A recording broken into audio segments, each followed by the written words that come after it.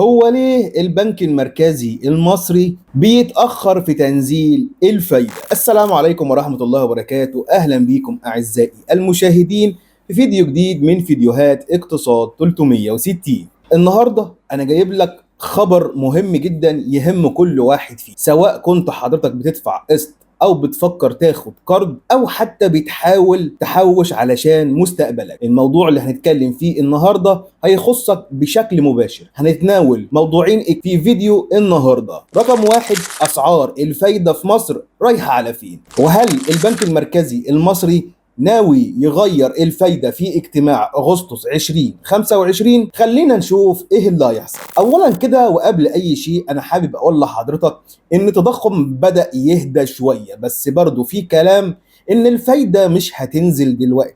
إزاي وليه؟ وده معناه إيه لجيبك ولجيبي؟ في توقعات من بنوك عالمية زي جي بي مورجان أو ستاندرد بتوضح اللي جاي، وهبسط لك الكلام كله في السطور اللي جايه، بس لازم تفهم معايا الحكايه من اولها علشان تعرف تتصرف صح وتخطط كويس جدا لمستقبلك، مش بشكل عشوائي. كل اللي مطلوب من حضرتك لو اول مره بتشوفني ما تنساش انك تدعمني باللايك وسبسكرايب وشير للفيديو، لان طبعا ده بيدعمنا كتير جدا ان احنا نكمل في محتوى اقوى وحصري. قهوتك وحصلني. توقعات جي بي مورجان في تقرير طلع من شويه عن بنك كبير جدا اسمه جي بي مورجان، وده واحد من اقوى واضخم البنوك في العالم. التقرير ده بيقول ان البنك المركزي المصري غالبا مش هيغير اسعار الفايده في اجتماع اغسطس اللي جاي، يعني هيخليها زي ما هي رغم ان التضخم بدأ يبطأ شويه. طب ليه مش هيقلل الفايده دلوقتي رغم ان التضخم الى حد ما نزل؟ لان في اسباب كتيره جدا بتخلي البنك يتأنى شويه قبل ما يخفض الفايده. اولها التوقعات ان الاسعار تزيد في يوليو، خصوصا بعد ما الحكومه فرضت ضرائب جديده على حاجات كتيره زي السجاير والقطاعات التانية. يعني ممكن التضخم يرجع يطلع تاني حتى لو بشكل مؤقت. طيب ايه هي اسعار الفايده الحاليه؟ البنك المركزي المصري قرر يوم الخميس في اجتماعه اللي فات ان هو يثبت اسعار الفايده زي ما هي على 24% للليله الواحده للايداع و25% للاقراض، وسعر عمليه الائتمان 24.5%.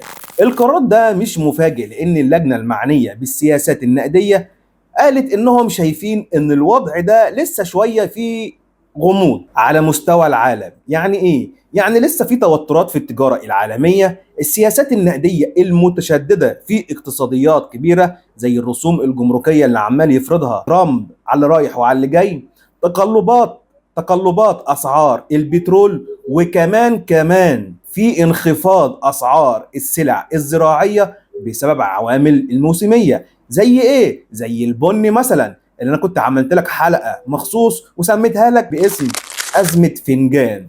ده غير طبعا باقي المخاطر اللي لسه قائمه زي ما هي، زي التوترات الجيوسياسيه والتغيرات المناخيه، ده على الكل وما زالت لسه حتى الان بنشوفها. اما بقى الاقتصاد المصري ظروفه ايه بقى من الليله الحزينه اللي احنا عمالين نحكيها دي؟ محليا الوضع مش سيء، والبيانات الأولية بتقول إن الاقتصاد المصري لسه بيكمل في طريق التعافي. في الربع الثاني من سنة 2025 معدل نمو الناتج المحلي وصل تقريبا 4.8%، وده نفس الرقم اللي اتحقق في السنة الأولى في أول السنة، وكمان أعلى بكتير من نفس الفترة السنة اللي فاتت اللي كان حوالي 2.4%. فرق كبير طبعا. كمان التقديرات بتقول إننا بدأنا نقرب من الطاقة الإنتاجية القصوى، يعني الاقتصاد بدأ يشتغل بأقصى قدر ممكن تقريبا، وده معناه إن الضغوط التضخمية اللي بتيجي من جانب الطلب ممكن تكون محدودة شوية الفترة اللي جاية. يعني بمعنى أصح عاوز أقول لحضرتك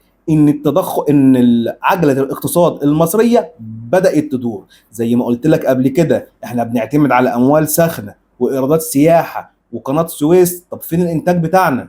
فين الصادرات بتاعتنا؟ فين الروشتة الاقتصادية؟ في التقرير ده بيقول لك ان الاقتصاد المصري بدأت العجلة تدور اقتصاديا. طيب التضخم بقى ظروفه ايه؟ التضخم نزل بحذر. ارقام التضخم نفسها بتقول ان في تحسن واضح. في الربع الثاني من السنه التضخم السنوي وصل ل 15.3 مقارنه ب 16.5 في الربع الاول. وفي يونيو التضخم العام نزل لحد كام؟ ل 14.9، والتضخم الاساسي بقى كام؟ 11.4%. يعني الانخفاض ده حصل بشكل كبير جدا بسبب تراجع اسعار زي يعني الانخفاض ده حصل بشكل كبير بسبب ثبات اسعار السلع الغير غذائيه. يعني الناس بدات تحس بفرق بسيط في الاسعار، بس البنك المركزي المصري برضه مش عاوز يفرط في الحذر بسرعه. يعني طب ليه لسه مفيش خفض؟ اللجنة بتقول إن رغم التحسن في التضخم الأفضل ننتظر شوية قبل ما نبدأ في خفض الفايدة علشان نقدر نشوف التغيرات، سواء بقى كنا هنعمل تعديل في القوانين، إجراءات اقتصادية جديدة، هننفذ شروط صندوق النقد الدولي ولا لأ. أنت عندك بص، أنت لخفنة في كل حتة، أنت بتحارب في 50 جبهة.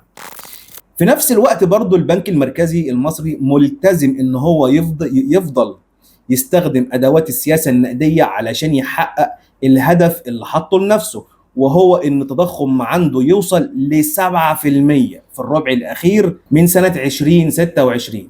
ال 7% دي ممكن تزيد 2%، ممكن تقل 2% علشان يوصل للرقم المطلوب او التارجت بتاع البنك المركزي. يعني الموضوع مش عشوائي، ده فيه خطه والناس دي شغاله. امتى بقى ممكن نشوف خفض حقيقي؟ حسب توقعات جي بي مورجان اول خفض في الفايده ممكن يتم في اكتوبر اللي جاي، يعني بعد اجتماع البنك المركزي في اغسطس بشهرين تقريبا. التوقع ده هو خفض 100 نقطه اساس في اكتوبر، وبعدها خفضين كمان في نوفمبر وديسمبر.